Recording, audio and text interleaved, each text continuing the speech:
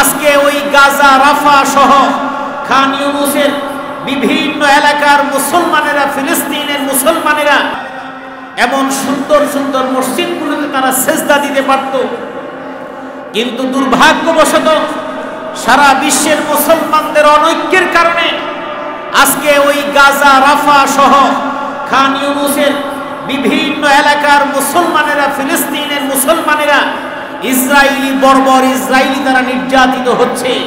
তাদের ঘর মাটির সাথে মিশে গেছে, তাদের মসজিদগুলো মাটির সাথে মিশে গেছে, তারপরও তাদের ঈমানের চেতনা এত মজবুত, একেবারে ধ্বংসস্তূপের মধ্যে দাঁড়িয়ে, একেবারে ভগ্নাংশ মসজিদের মেম্বারের মধ্যে দাঁড়িয়ে তারা যখন জুমার খুতবা দেয়, এখনো তাদের জুমার খুতবার মধ্যে আল্লাহর উপরে তাওয়াক্কুল এবং ঈমান একটুও কমে নাই।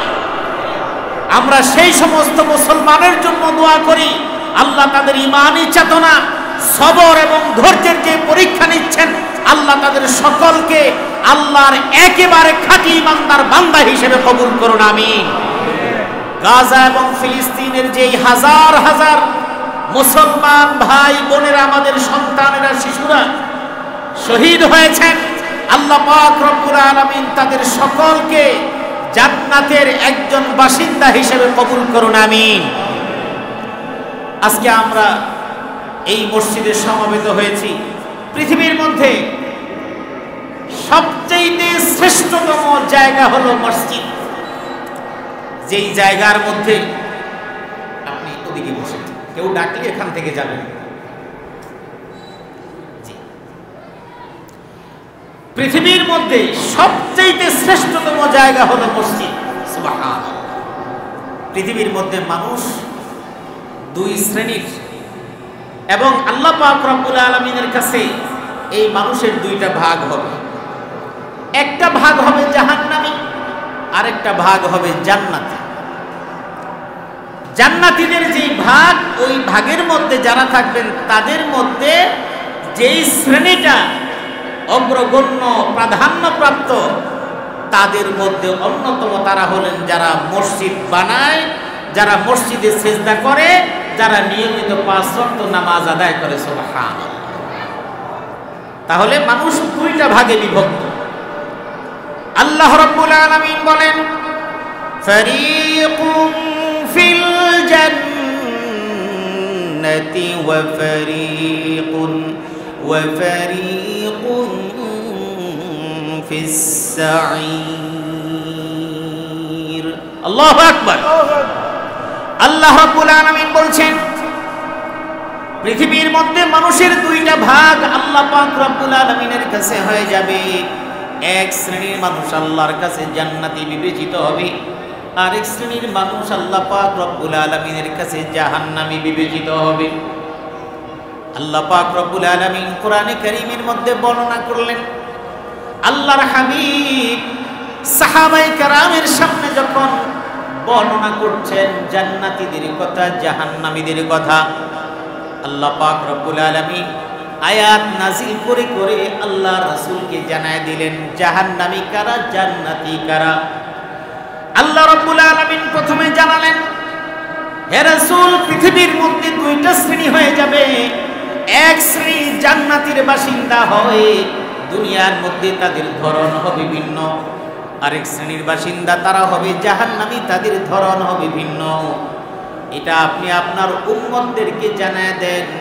আল্লাহ পাক রব্বুল আলামিন আয়াত নাযিল করে জানায় দিলেন, ফাআম্মা মান তাগা ওয়া আযারাল হায়াতাদ দুনিয়া ফাইন্নাল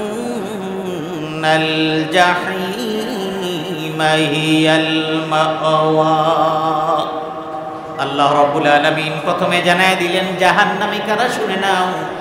ফাআম্মা মান তাগা, যারা বিভ্রান্ত, পথভ্রষ্ট, যারা বিপথগামী হয়ে গেছে, যারা আল্লাহর বিধান মানে নাই, যারা রাসূলুল্লাহ সাল্লাল্লাহু আলাইহি ওয়াসাল্লামের আনিত দ্বীন, জীবন ব্যবস্থা যারা মানে নাই, ওয়া আসারাল হায়াতাদ দুনিয়া, যারা তাদের কাছে দুইটা জীবন আমি আল্লাহ দান করেছিলাম, একটা হলো 60 বছরের দুনিয়ার জিন্দেগি, 70 বছরের দুনিয়ার জিন্দেগি, আর একটা জীবন আমি দান করেছিলাম, সেটা হলো মৃত্যুর পরবর্তী অনাদি অনন্তকালের জিন্দেগি।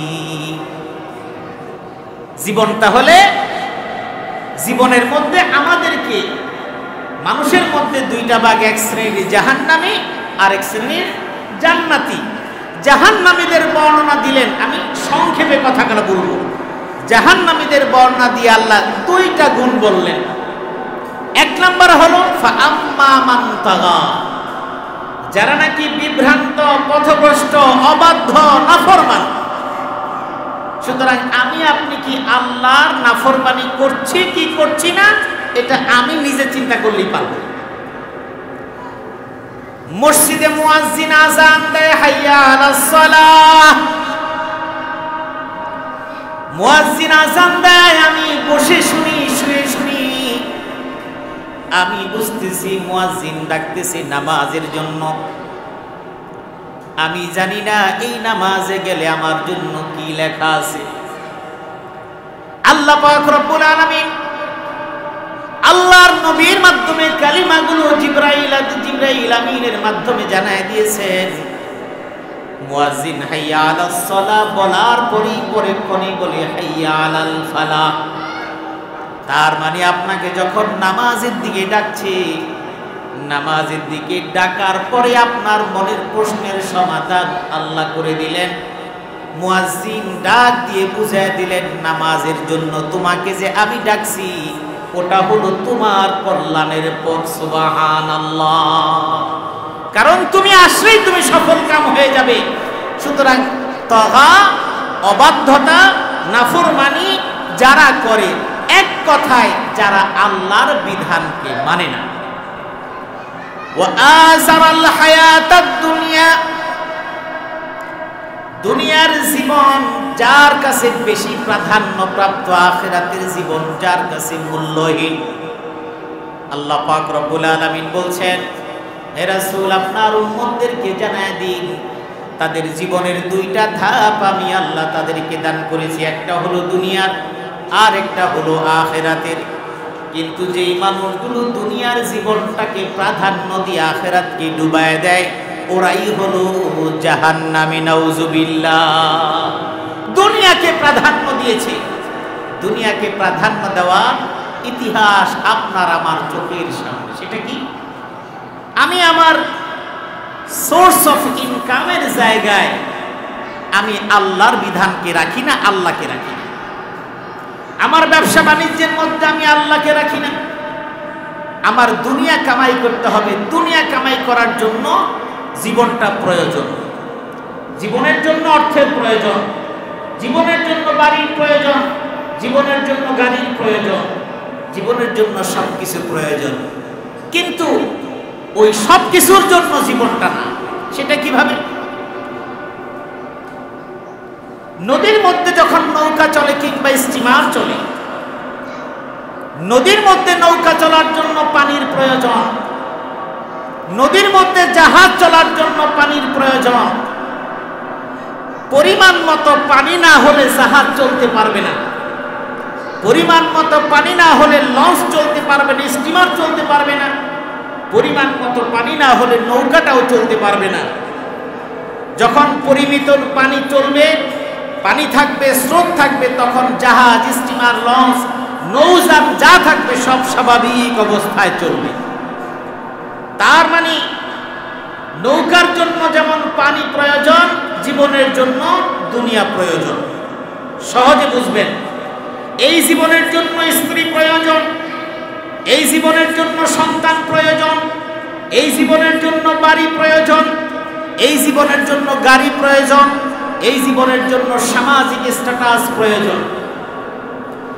এবার ওই নৌকা চলছে পানিতে, নৌকা যখন চলছে চলছে কিছু সময় পরে পাটাতন চুয়ে চুয়ে পানি নৌকার ভিতরে ঢুকে গেল, জাহাজের মধ্যে পানি ঢুকে গেল, ওই সমুদ্রের যেই যান আছে সেটার মধ্যে পানি ঢুকে গেল। যেই পানি ছাড়া ওই নৌযান চলে না, ওই পানিটা যখন নৌযানের মধ্যে ঢুকে যায়, ওই ঢুকে যাওয়ার পর ওই নৌযানটা পানির মধ্যেই তলায় যায়।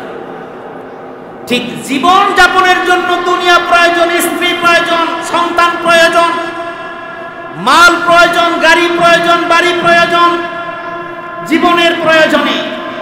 কিন্তু জীবনটা মালের প্রয়োজনে না।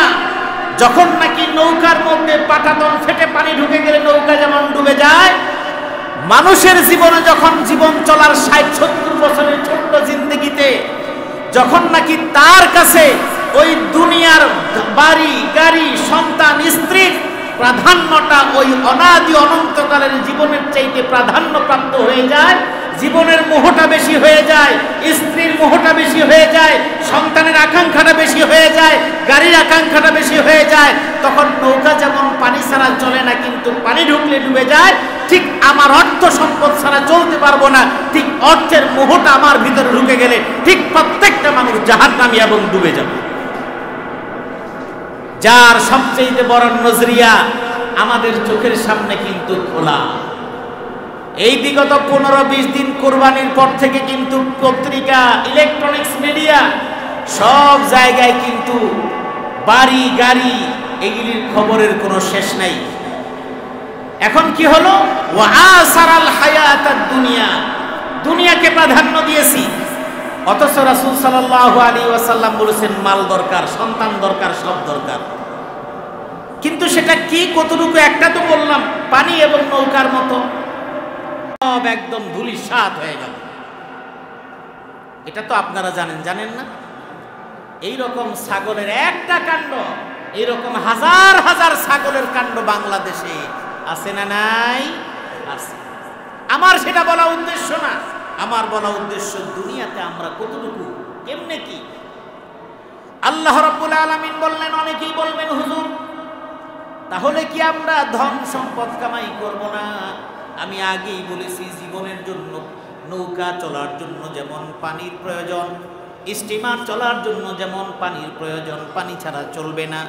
কিন্তু ওই পানিটাই যখন নৌকার মধ্যে, স্টিমারের মধ্যে ঢুকে যায়, তখন নৌকা যেমন ডুবে যায়, দুনিয়া চলার জন্য টাকা দরকার, সন্তান দরকার, সব কিছু দরকার।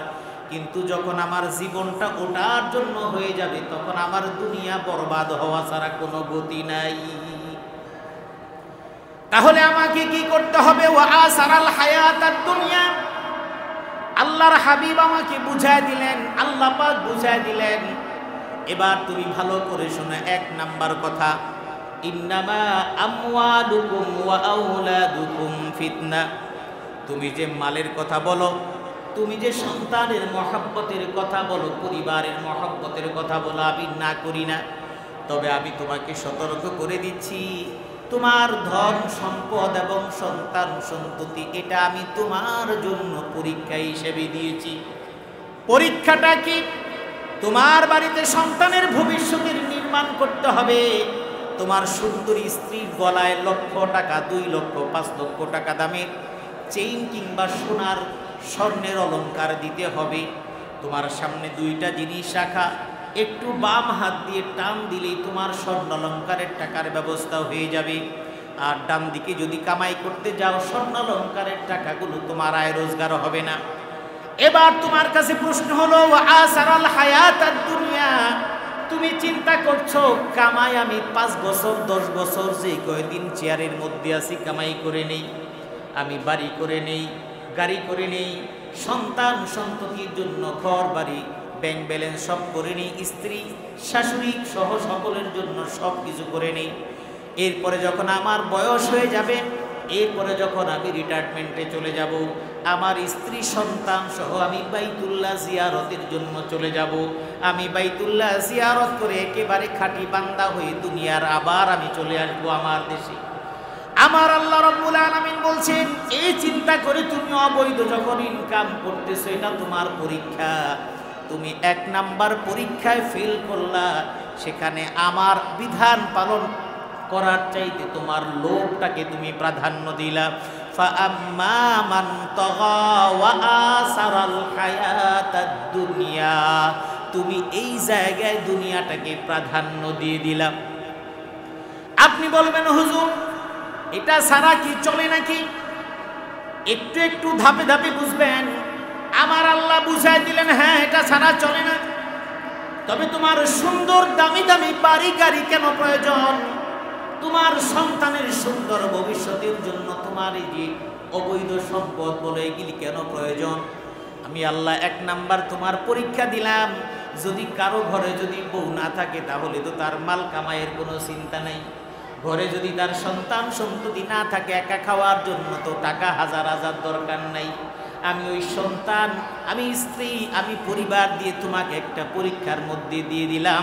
একদিকে পরিবার, আরেকদিকে তোমার আখিরাত, তুমি কোনটা গ্রহণ করো? এই পরীক্ষাই হলো আমার কাছে আসার অন্যতম মাধ্যম। আর জীবনের জন্য এত সুন্দর করে আমি দিলাম, এটার কারণটা কি শুনে নাও। আল মালু ওয়াল বানুনা জিনাতুল হায়াতিদ দুনিয়া ওয়াল বাকিয়াতুস সালিহাতু খায়রুন ইনদা রাব্বিক খায়রুন ইনদা রাব্বিকা সাওয়াবা সাওয়াবাও ওয়া খায়রুন আমালা। আল্লাহ রাব্বুল আলামিন বলছেন, শোনো, এই মাল, এই সন্তান সন্ততির এই সব কিছু একটা ডেকোরেশন। এই যে সুন্দর মনোরম ডেকোরেশন করেছেন, এই ডেকোরেশনের ভিতরে লাইটটা যদি নষ্ট হয়ে যায় কিছুটা সুন্দর হয়ে যাবে। এই ডিজাইনটা যদি কোথাও ফেটে যায় অসুন্দর হয়ে যাবে। এই ডিজাইনটা যদি উঠে যায় তাহলে অসুন্দর হয়ে যাবে। এই সুন্দর ডেকোরেশন, এটা হলো মনোমুগ্ধকর। দুনিয়ার মধ্যে তোমার পরিবারের সন্তান আছে, তোমার পরিবারের সৌন্দর্য। কারণ যেই পরিবারের মধ্যে সন্তান নাই, ওই পরিবারের মধ্যে তেমন কোনো সৌন্দর্য নাই। নিঃসন্তান দম্পতি, স্বামী এবং স্ত্রী, সেখানে আদর, ভালোবাসা, কান্না, দুষ্টামি, বাচ্চাদের প্রতি ভালোবাসা দেখানোর কোনো মাধ্যম নাই। ঘরটা কেমন বিরান বিরান লাগে। আল্লাহ ওই বিরান ভূমিটাকে আবাদি করার জন্য সন্তান দিয়ে দিছে, ছেলে মেয়ে সব দিছে। এটা ঘরের সৌন্দর্য। আর তোমার ওই বাড়ির সৌন্দর্য, এটা হলো তোমার মাল। 1 নাম্বার, আল মালু ওয়াল বানুনা জিনাতুল হায়াতিদ দুনিয়া। সম্পদ না হলে সুন্দর না, জীবনটা সন্তান না হলেও সুন্দর না। তার মানে জীবনের চাকচিক্যময় সৌন্দর্যের জন্য আমি পরিবার, পরিজন, সন্তান এবং সম্পদ আমি তোমাকে দিলাম। কিন্তু এটার লোভে তুমি যখন দুনিয়াকে প্রাধান্য দিয়ে দিলা, দুনিয়ার এই শেষ করে কিয়ামতে যাওয়া লাগবে না। কখনো কখনো দুনিয়ার মধ্যেই তোমার আবার কিয়ামত হয়ে যেতে পারে। আল্লাহ বুঝায় দিলেন, এটা যে আমি বললাম শুধুমাত্র সৌন্দর্য, তুমি এবার বুঝো সেটা কি। সেটা হলো এই, বাবা সম্পত্তি ইনকাম করেছে কোটি কোটি, শত সহস্র কোটি টাকা। ভাই, পৃথিবীর যত ঘটনা ঘটে, এই ঘটনাগুলো আল্লাহ ঘটায় দেন পরবর্তী মানুষকে শিক্ষা দেওয়ার জন্য। ফেরাউনকে ডুবিয়ে মেরেছেন পরবর্তী রাজা বাদশাদেরকে বোঝানোর জন্য। নমরুদকে আল্লাহ শিক্ষা দিয়েছেন পরবর্তী জালেমদেরকে বোঝানোর জন্য। এই রকম যুগে যুগে শিখিয়েছেন। আমাদের চোখের সামনে যা ঘটে এটা আমাদের জন্য শিখিয়েছেন। 1 নাম্বার শিখালেন করোনাকালীন সময়ে